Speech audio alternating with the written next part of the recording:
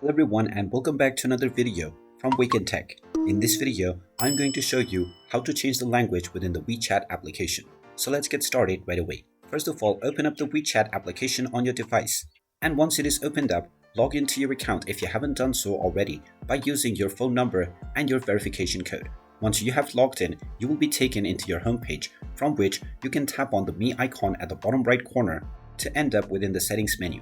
Now tap on the settings icon and you will be taken into the settings page. Now within this page, go ahead and tap on General and you will find the language options.